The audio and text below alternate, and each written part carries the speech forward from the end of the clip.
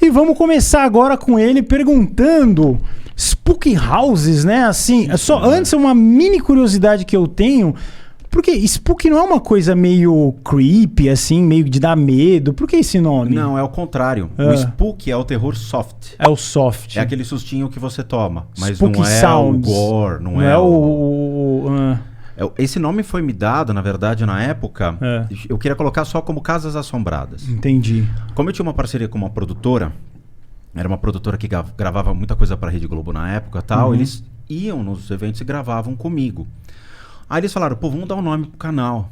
Eu falei, tá, vocês sugerem. Aí eles falaram, Spooky House. Aí eu falei, mas tinha que ser uma coisa também brasileira, português, né? Colocar brasileirado o negócio. Aí ficou Spooky House do lado deles e Casas Assombradas do meu lado. Só que com o andamento das gravações, tanto da Rede Globo, eles falaram, olha, não conseguimos dar conta. Então a gente vai pouco a pouco gravar pro teu canal. O medo foi tomando conta dos meninos e eles falaram, a gente tá com mais medo do que com o trabalho. Então a gente vai ficar com a Rede Globo. Seria meio creepy house se fosse, né? Agora entendi. Spooky é mais soft, é isso aí? Spooky é mais soft. E a ideia era gravar dentro da casa das pessoas. Que programa? O que eles gravavam? Não, que você falou que começou a assustar e tal. O meu, que seria uma playlist chamada Limpeza de Casas. Eu comecei no YouTube, foi em 2016. Por que eu entrei no YouTube? Não era essa a ideia. Eu trabalhava já...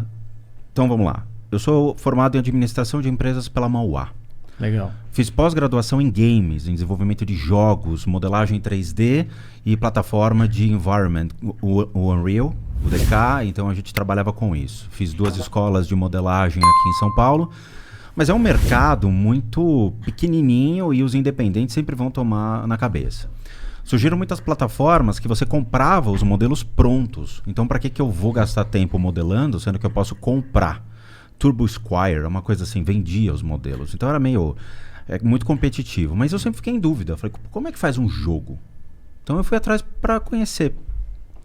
Aí eu fiz MBA na FIPECAF em Finanças e Comunicação para trabalhar 100% na área de mercado financeiro. Trabalhei quase 17 anos com Bolsa de Valores. Com bolsa, né? Bolsa de Valores, veterano. Mas eu trabalhava como o ponto analista... fraco do menino aqui do lado. Mas vamos com calma. Eu tô viciado. Ele tá obcecado. Tem um obsessor da Bolsa de Valores. Tem um celular só pra ela aqui, ó. Eu fico o dia inteiro olhando, ó. Tô perdendo pra variar. Calma, segura. Mas é que assim, fizeram até uma comparação entre o cérebro de um cara que é viciado em drogas com o cérebro de um cara que é viciado em Bolsa de Valores. Falaram, cara, é muito parecido. É igual. Pau, entendeu? Eu trabalhava como analista de investimento. Então eu fazia o cálculo de fluxo de caixa descontado, trazia para valor presente, eu fazia todo análise de balanço. Então pegava um balanço na época, Souza Cruz, e projetava o cálculo da ação. Então eu falava para o investidor, vale a pena ou não comprar, baseado numa análise fundamentalista. Então a gente também tinha na empresa a equipe técnica que fazia os gráficos. Então a gente sempre soltava no mercado relatórios desse tipo. Então eu fui trabalhar mais ou menos em 2000, nessa época, trabalhando só em corretora, depois eu fui para banco de investimento estrangeiro e terminei em empresa. Então eu trabalhei na área interna de empresas, fazendo toda a parte de relações com investidores. Então eu viajava com investidores, trazia investidores internacionais para o Brasil, ia mostrar a fábrica e tudo mais. Era legal? Era. Mas você trabalhava 16, 17, 18 horas por dia, cara. Você não via a luz do dia. Sabe, sair para almoçar às vezes não dava. Mas ganha bem. Relativo. Tem mercado que você ganha bem, banco de investimento você ganha bem, mas corretora você acaba não ganhando tão bem assim, tá? Não é um mercado que você fala, os caras de terno e gravata são tão milionários assim. É muito delicado. Tem lugares que sim, tem lugares que não. Eu comecei a acompanhar alguns canais, na época era só que acompanhava gameplay. Então eu gostava de canais de gameplay, achava legal.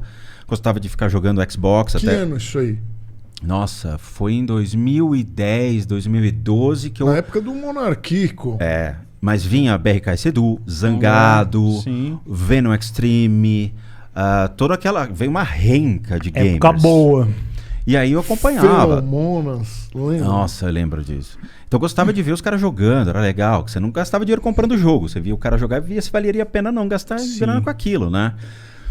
E você pegava até os erros de programação, era legal ficar fazendo essa análise. Aí o que acontece? Surge o boom da internet e do terror na internet. E aí, obviamente, o marco do terror na internet, que foi as creepypastas, veio tudo com Ambu. Tudo era Ambu. Ambu. E é um cara que eu respeito muito, porque foi um cara que eu utilizei muito dos vídeos dele. Muito mais pra frente. Lá de Goiás, né? O Ambu é de Goiás. Mas ele acho que morava em Sorocaba, depois voltou. Morava em Sorocaba? Eu lembro que ele chegou um tempo de morar aqui no interior. Uma coisa, eu não lembro. Assim, eu até vou perguntar pra ele direito a história e tal. Mas eu acompanhava as creepypastas dele.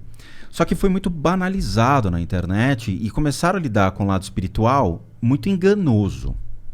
E eu já estudava espiritualidade, desde 14, 15 anos de idade eu já comecei a estudar isso. Aos 16, 17 anos eu fui para um centro espírita tomar passe. Então comecei esse início realmente colocando a mão na obra aos 16, 17 anos de idade. Então eu entrei no YouTube com o intuito de mostrar uma espiritualidade mais palpável, longe de Hollywood. Porque Hollywood traz muita coisa ilusória, que o pessoal acha que é real, cara. Que aquele demônio é real, que o demônio do Lorraine Warren, Ed Warren, eles são palpáveis. E não são. Eu tô esperando até agora um aparecer aqui, porque eu não vi. Então eu foquei numa espiritualidade mais real. O que acontece dentro da casa das pessoas? Aí chamei uma equipe de gravação. Falei, eu não tenho como entrar gravando. Eu preciso, eu mostrar para as pessoas. Então, vou chamar uma equipe. Chamei. Eles foram em casa. Olharam para minha cara e falaram, qual é a proposta? Falei, quero entrar no YouTube. Tá bom. O que você vai trazer? É um conteúdo mais para mostrar a espiritualidade dentro da casa das pessoas. Eles olharam para minha cara e falaram, tá, mas para a gente confiar em você, como é que a gente pode ganhar essa confiança? Falei, vamos gravar na casa de vocês. Aí um olhou pra cara do outro e falou, tá, eu topo, mas não topo, cara, assim, vai pegar leve. Gravar o cara que tinha problemas na casa dele... Vamos lá, Vitor. Só pra eu entender. Você me chama pra ir pra tua casa. Sim. Chego lá, começo a perceber que tem coisas estranhas acontecendo que, assim, vamos tirar o conceito longe de espiritualidade que a gente vê hoje. Mas vamos lá, eu posso dizer pra você que existem energias que estão afetando a sua vida, tá? Longe de conceitos de espírito, mas só energias. Então eu vou chegar na tua casa e vou falar, tem alguma coisa estranha acontecendo aqui. Aí eu vou te mostrar isso. Eu vou puxar essas energias e vou falar, em certa época aconteceu isso, em algum momento aconteceu isso, tem uma energia prejudicial, isso aqui em você. E vou mostrar para você isso. E essa energia é pega do ambiente onde a pessoa mora, onde ou você frequenta. Mora. Onde você mora, pode ser pelo bairro. Por exemplo, você mora perto de um cemitério. Você não vai esperar muita coisa legal, a não ser um belo silêncio de madrugada, mas, obviamente tem alguma coisa ali que... silêncio vale a pena, hein? Eu também acho. Puta, dormir, onde eu durmo lá, o cara não... Você não vai nem escutar o funk dos mortos, é muito louco isso. Senhora. Mas eu não tenho problema com cemitérios. Mas você tem delegacia, você tem hospital e tem uma energia. Orfanatos. Eu peguei um orfanato recentemente, eu vou te contar essa história e você vai pirar. Porque foi um áudio que eu mandei para um engenheiro de áudio analisar uma gravação por meio de um software chamado RX, que ele analisa o espectro da onda. Ele abre a onda, ele vira e mostra o espectro da frequência, é como se fosse uma temperatura, onde você tem intensidade sonora, ele recorta o áudio, isola e mostra pra você o que é. Cara, você vai arrepiar essa hora dessa história. Guarda isso Quero ver essa história. É sério, isso é tenebroso. E é o que acontece. Comecei na casa de algumas pessoas. No caso, foram dois... que estavam gravando comigo, 2 pessoas, e eu fui na casa de um deles. A casa estava em construção. A casa foi passada pela avó, a avó faleceu, e a casa estava em construção, em obras, ele estava reformando. Aí cheguei lá, ele falou, o Rodrigo tá vindo aqui gravar, a gente vai ver o que é, tal, e foi colocado no canal esse vídeo. Falei para ele, eu vou falar tudo, sem restrição. Foi o primeiro piloto. Cheguei na casa, falei, aqui era uma sala de jantar, teu tio sentava aqui, teu avô sentava aqui e tal. Aí ele olha pra cama e fala, é verdade, eu lembro disso. Eu vou falando, aqui tem uma energia assim, assim. Aí quando chegou num quarto, eu falei, esse aqui é o quarto mais delicado, porque tem uma criança virada pro canto, com a pele acinzentada como se tivesse morrido sufocada. Aí ele vira pra câmera e fala, corta, pode parar. Eu falei, mas por quê? Meu irmão morreu no parto, sufocado pelo cordão umbilical. Aí já gera um negócio, eu falo, tá vendo? Funciona. Aí ele fala, não, isso não quero. Gravamos, foi pro ar, ele tirou o vídeo em seguida. Ele que manipulava, eles que faziam o upload pra mim. Eu falei, por que tirou? Ele falou, porque minha família não gostou. Eu falei, tá, então edita essa parte, faz de novo o upload e vamos tocar a bola. Aí vamos pra casa de uma outra pessoa, de outra pessoa e de outra pessoa, e começou a vir. Começou o canal a crescer assim. Só que era um vídeo por mês. Aí eu falei, bom, eu preciso comprar uma câmera e começar a gravar. Aí eu comprei uma câmera, não sabia falar com uma câmera. Olhava para aquilo e falava, olá, tudo bem? É o Rodrigo do Spook House. Eu tinha um pavor da câmera. Aí comprei a câmera e o cara falou, fala como se fosse uma pessoa, cara. Como se olha pra câmera e acha que aquilo é um ser humano. Tá bom. Aí comecei a conversar com a câmera e aí foi. E aí comecei a colocar vídeo 3 vezes por semana, 4 vezes, 5 vezes, e agora diariamente. Todos os dias. Eu abri 34 playlists com milhões de assuntos diversos. Que vão desde um bate-papo até mesmo podcasts que eu leio livros para as pessoas que não têm, às vezes, poder aquisitivo de comprar livro ou desconhecem o autor.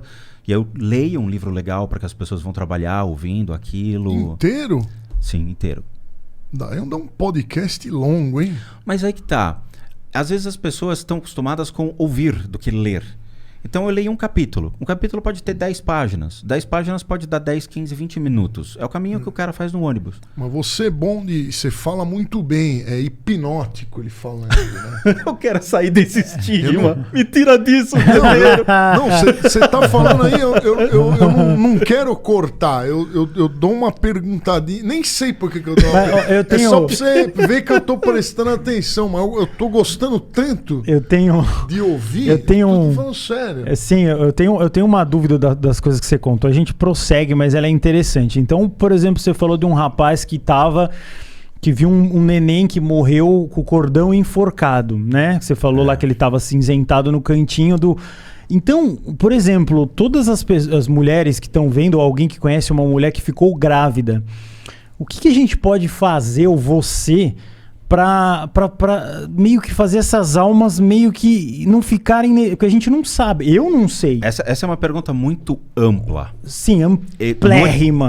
No Oriente, por exemplo, existe a lenda mitológica. Mitológica mesmo, tá? Que existe uma figura que mata crianças no parto. É uma história. Para anular isso, as enfermeiras colocam um amuleto no peito dessas mulheres durante o parto para afugentar essa energia e a criança acaba sendo protegida. Entendi. Esse amuleto, por incrível que pareça, é o símbolo de Pazuzu, que foi utilizado como um demônio do primeiro filme do Exorcista.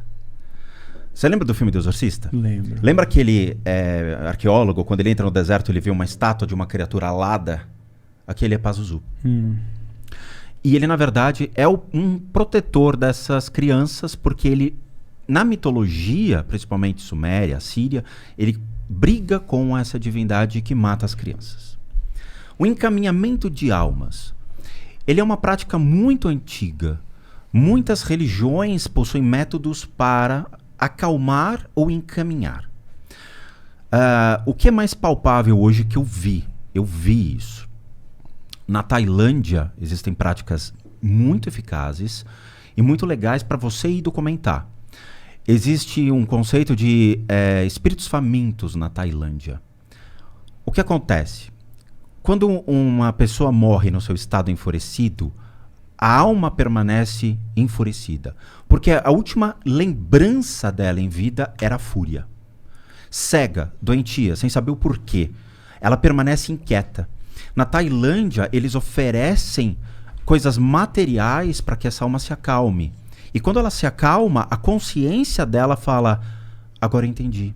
É o respiro, é a pausa da raiva que fala, eu morri. Eu aceito a minha morte. É verdade. E eles queimam dinheiro, obviamente não são notas elevadas, mas sejam a representação. É um ritual. É um ritual. Uma nota de 1.000 francos suíços. Né? Imagina quando, sei lá, quando o João Dória morrer, vamos queimar o quê, né? Dória, calma, vamos te acalmar aqui. Né? Mas assim, eles oferecem a representação de sua última consciência, que é a matéria. Eles queimam e ele apazigua. Eles têm até as ghost houses, que são as casas fantasmas. Isso é genial. O cara, ele tem um hotel, só que na frente desse hotel, ele tem um hotelzinho pequenininho na calçada. Aí você fala, meu, o que tem um hotel de um hotel? Ou tem uma casa com uma casinha pequena? É porque eles acreditam que eles enganam essas consciências desses espíritos que ao invés de assombrar o hotel principal, assombra a casinha pequenininha. Então eles mantêm eles lá. Eles dão os alimentos, dão as coisas e eles ficam lá. É genial, mas isso acontece de verdade. No budismo tibetano, existem oferendas que são feitas e orações para encaminhar essas consciências. E isso ajuda muito, muito. Tá? Então, é uma forma de você lidar com a retirada dessas energias de uma maneira mais saudável e fazer com que esse processo aconteça.